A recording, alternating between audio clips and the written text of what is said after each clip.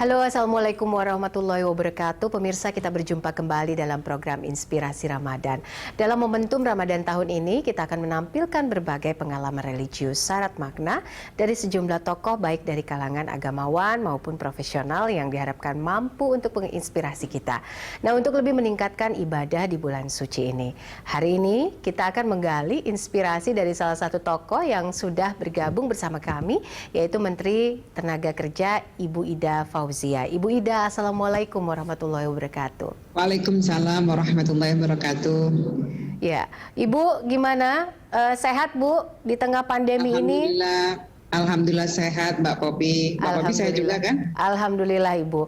Kami doakan Ibu dan juga keluarga selalu sehat walafiat dalam menjalankan tugas sebagai Menteri Tenaga Kerja di Indonesia ini. Bu, amin ya rabbal alamin. Sudah Ramadan, tentunya ini adalah bulan yang sangat suci sekali dan bagaimana kita bisa meningkatkan ibadah dan juga amal kita karena cuma 1 tahun sekali Bu. Nah, ini kegiatan dan kesibukannya selain bekerja apa saja Bu di bulan Ramadan ini? Ya, saya kira kalau bekerja itu kegiatan yang rutin dilakukan, bulan puasa atau tidak berkurang. Yang berbeda dari bulan Ramadan dan bulan-bulan yang lain adalah bulan Ramadan ini waktu yang terbaik bagi kita untuk mendekatkan diri kepada Allah Subhanahu Wa Taala. Kalau bulan-bulan biasa kita pulang kantor itu biasanya malam. Mungkin bulan Ramadan ini kita mengurangi jam kerja kita gunakan waktu kita untuk melakukan ibadah-ibadah yang sebelumnya tidak kita lakukan. Bulan-bulan selain Ramadan tidak kita lakukan. Salat taraweh, tadarus, banyak sekali amalia-amalia yang nilainya akan berbeda dibandingkan dengan bulan Ramadan. Oke, pandemi di bulan Ramadan ini kan udah masuk di tahun kedua Bu, selain tahun lalu begitu ya. Dan Ibu, kita tahu Ibu besar di lingkungan NU, sudah pasti agak berbeda dengan teman-teman yang tidak dibesarkan di lingkungan yang seperti NU begitu. Apakah apa saja tradisi yang biasanya dilakukan bersama keluarga di bulan Ramadan dan juga misalnya menjelang nanti Lebaran? Ya, sebenarnya nggak hanya NU tapi warga Muslim yang lainnya juga sama.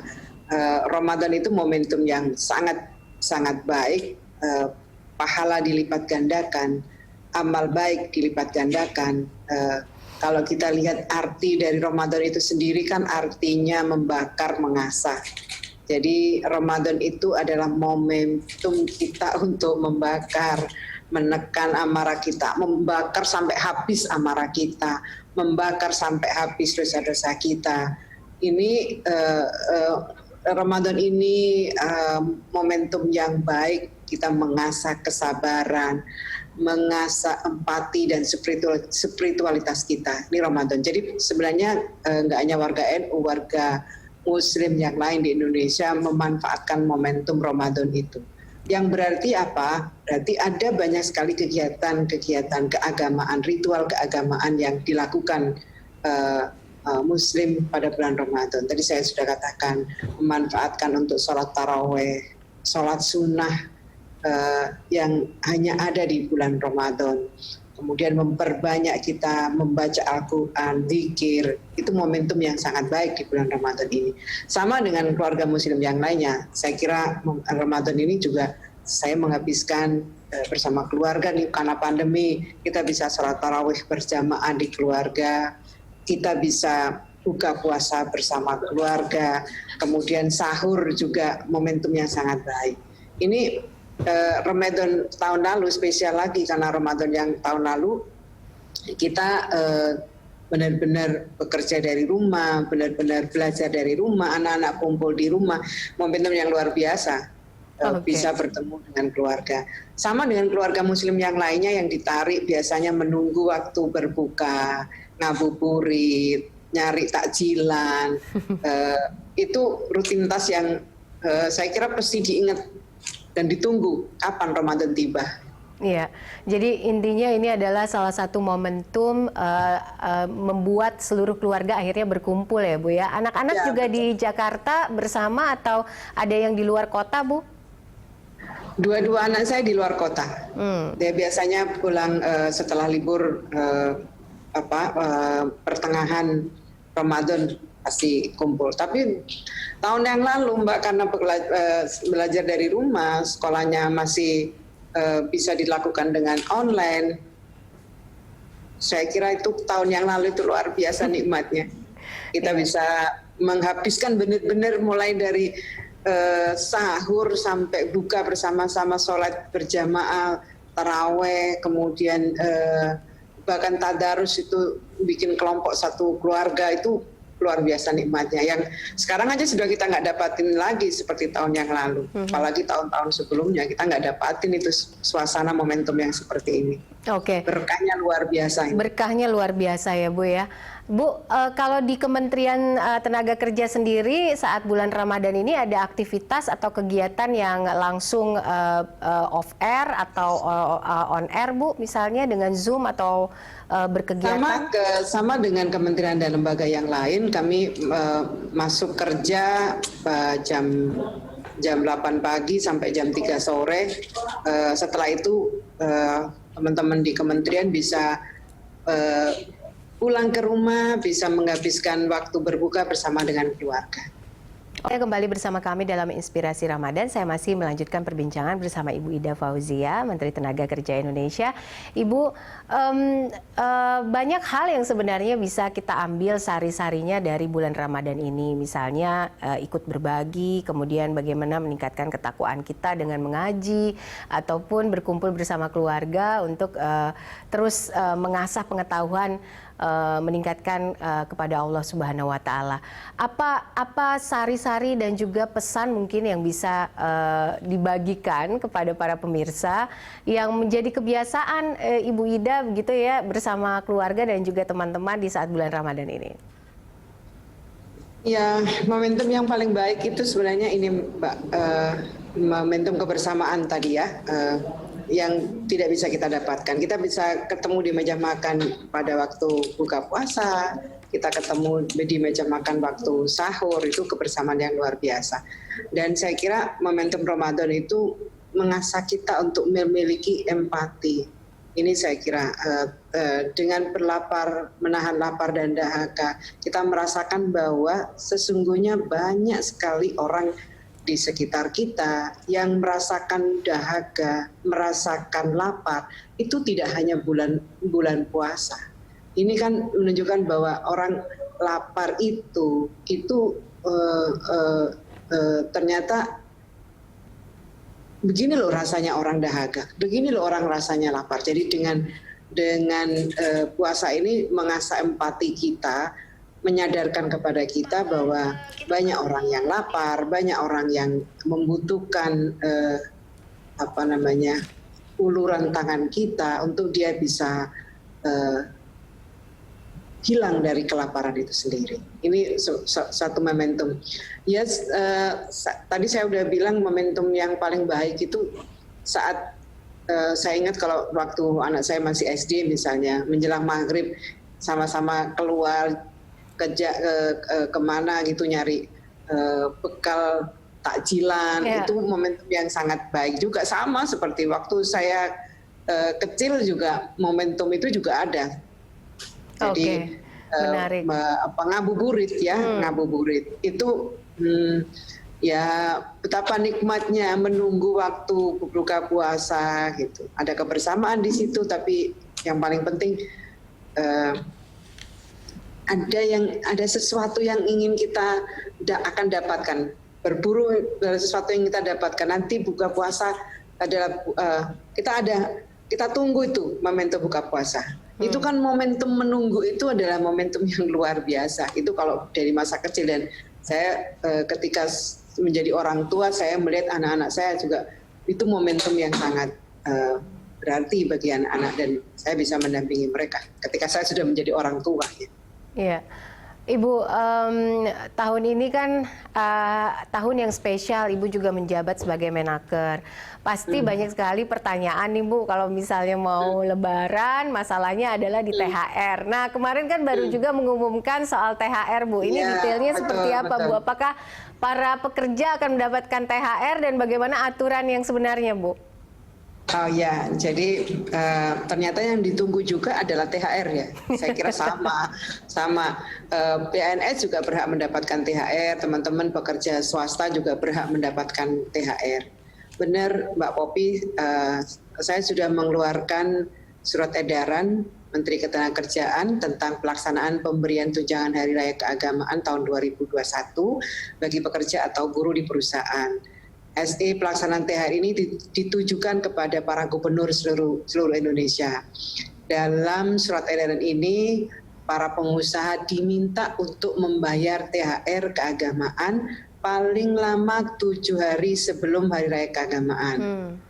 Nah, ini yang berbeda, saya kira Mbak Popi tahu, pada tahun 2020 memang ada kelonggaran kepada para pengusaha melalui proses bipartit bisa menentukan pembayaran THR.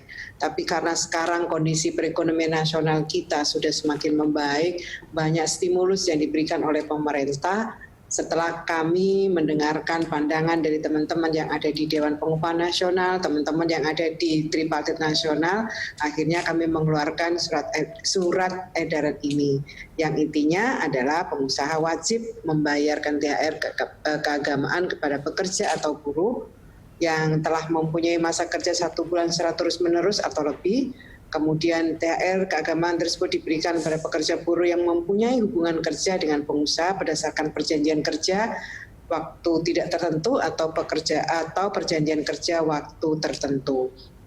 Kemudian bagaimana jika ada perusahaan yang tidak bisa membayar THR sebagaimana ketentuan tersebut, yaitu harus dibayar H-7. Kami memberikan kelonggaran, silakan dibicarakan secara bipartit, dibicarakan secara kekeluargaan antara pengusaha dan pekerja atau serikat pekerja di perusahaan tersebut, bipartit ya. Jadi di internal perusahaan itu antara pengusaha dan pekerja itu dibicarakan secara kekeluargaan, kemudian ada bukti laporan keuangan perusahaannya disampaikan secara terbuka, kemudian disitulah kemudian dia melaporkan kepada Dinas Ketenagakerjaan setempat untuk dilaporkan kepada kementerian. Kami memberikan kelonggaran paling tidak H-1 sebelum hari Lebaran tiba, THR itu sudah dibayarkan kepada teman-teman pengusaha, kepada teman-teman pekerja. Oke, baik. Jadi tidak boleh dicicil ya Bu ya, aturannya seperti itu. Dan bagaimana cara mengawalnya Bu? Ini yang sering juga ditanyakan oleh teman-teman pekerja saat ini. Untuk memastikan THR ini dibayar tepat waktu, kami meminta kepada Gubernur, Bupati Wali Kota untuk membentuk posko THR tahun 2021 di daerahnya masing-masing. Di samping kami juga membentuk posko THR di Kementerian Ketenagakerjaan. Yang berbeda tahun ini, Mbak Popi, pembentukan posko ini kami melibatkan teman-teman serikat pekerja, serikat buruh, dan kami melibatkan teman-teman pengusaha. Ada forum tripartit di situ yang kami libatkan dalam posko THR tahun 2021. Jadi di posko ini pekerja atau buruh atau pengusaha yang ingin bertanya, konsultasi masalah THR ataupun mengadukan pelanggaran pembayaran THR dapat dilakukan di posko THR di masing-masing daerah atau yang ada di Kementerian Ketenagakerjaan. Sanksi bagi perusahaan yang terlambat membayar THR adalah denda. Dendanya 5% dari total THR yang harus dibayarkan. Denda ini kemudian dikelola dan dipergunakan untuk kesejahteraan pekerja atau buruh. Sedangkan perusahaan yang tidak membayar THR dikenakan sanksi administratif berupa teguran tertulis, pembatasan kegiatan usaha, penghentian sementara atau seluruh alat produksi, dan pembekuan kegiatan usaha. Oke. Pengenaan denda ini, Mbak Popi, tidak menghilangkan kewajiban pengusaha untuk tetap membayar THR keagamaan kepada pekerja atau buruh. Anda kembali bersama kami dalam Inspirasi Ramadan. Saya masih melanjutkan perbincangan bersama Ibu Ida Fauzia, Menaker RI. Ibu Ida, kalau udah masuk mudik Lebaran, ini kan pasti ada juga pekerja migran yang kembali ke tanah air begitu ya Bu ya. Dan banyak juga orang-orang yang mudik begitu. Nah ini bagaimana memberikan sosialisasi kepada masyarakat dan juga pekerja migran ini, karena kita ada larangan mudik dari pemerintah begitu. Walaupun memang di satu sisi kita harus terus meningkatkan daya beli nih. Ini seperti apa Bu? Ya, kami sudah menyiapkan Mbak Popi payung hukum berupa surat edaran. Surat edaran ini berisi imbauan agar para pekerja migran kita yang ada di luar negeri pasti untuk kali ini merelakan, mengikhlaskan Lebaran ini dengan tidak mudik terlebih dahulu. Ini tentu karena situasi pandemi COVID-19 masih memungkinkan terjadi lonjakan. Apabila kita tidak manage, kita tidak atur dengan baik. Beberapa data menunjukkan bahwa libur panjang itu ternyata terjadi lonjakan COVID-19 ini. Jadi saya sekali lagi mohon maaf nih kepada seluruh pekerja migran kita untuk sementara untuk tidak mudik dulu. Saya kira kalau mau silaturahmi kita dimudahkan oleh teknologi informasi, kita bisa melakukan silaturahmi itu melalui video call, telepon. Ada banyaklah cara-cara untuk bisa menyampaikan Lebaran kita kepada keluarga. Kami sudah koordinasi lintas sektoral dengan Polri, BP2MI, Migrasi dan pemerintah daerah. Semoga teman-teman menyadari betul bahwa ini langkah yang tidak gampang tapi harus kita lakukan. Jadi saya benar-benar berharap kepada teman-teman untuk menunda dulu. Bentuk kasih sayangnya bisa disampaikan melalui biasanya kan kita kepada orang tua, kita momentum Lebaran itu kan kita menunjukkan kasih sayang kita dengan memberikan hadiah kepada orang tua, anak, saudara, orang-orang yang kita cintai. Saya kira menunjukkan cinta kasih sayang kepada keluarga itu masih bisa dilakukan dengan pengiriman pos dan lain sebagainya. Dan teknologi kita memungkinkan untuk itu, dan pemerintah saya kira dengan tetap menunjukkan rasa kasih sayang dengan mengirim hadiah kepada keluarga itu, ini juga satu cara kita agar UMKM kita juga tetap bisa bergerak, karena biasanya Lebaran itu juga Lebaran bagi pelaku usaha mikro kecil kita. Dan ya tidak kehilangan momentum, saya kira kepada siapa saja kita yang di dalam negeri bisa mengirimkan bentuk rasa kasih sayang kita dengan memberikan hadiah secara melalui pos atau melalui cara-cara lain yang sangat banyak cara untuk itu. Oke, terakhir mungkin Ibu, apa pesan Ramadan yang bisa disampaikan kepada seluruh rakyat Indonesia, khususnya juga para pekerja migran dan juga para pekerja yang akan merayakan Lebaran nanti dan dihimbau untuk tidak mudik di tahun ini? Ya, sekali lagi saya mengajak, memang bukan hal yang mudah. Biasanya kita sudah menunggu waktu Lebaran ini untuk bisa silaturahmi secara langsung kepada orang tua, keluarga secara langsung. Tapi karena kondisi pandemi sampai sekarang masih ada, dan sangat mungkin kita akan terjadi lonjakan lagi kalau kita tidak bisa memanagenya dengan baik.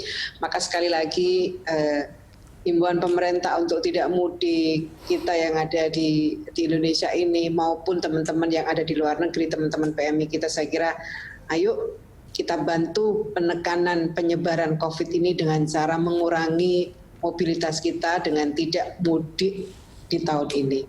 Mudah-mudahan COVID-19 segera bisa berakhir. Tahun depan, Lebaran yang akan datang, kita sudah bisa kembali silaturahmi secara langsung kepada handai tolan keluarga yang kita cintai. Oke, amin Ibu. Semoga semuanya bisa tercapai, semoga semuanya bisa tetap berkumpul walaupun lewat daring begitu ya. Betul, Iya, betul. karena yang pasti adalah bagaimana memaknai Ramadan dan juga Lebaran seperti pesan Ibu tadi.